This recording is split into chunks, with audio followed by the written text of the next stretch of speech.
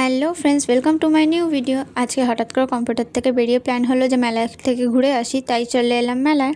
তো এসেই প্রথমে দেখে নিলাম সুন্দর প্যান্ডেলটা, তারপর চলে গেলাম মাকে দেখতে। তো দুঃখের ব্যাপারটা হচ্ছে এটাই যে আজকেই লাস্ট মেলা, আর আজকেই আমরা এসেছি, কী আর করা যাবে, এসেছি যখন ঘুরেই নিই।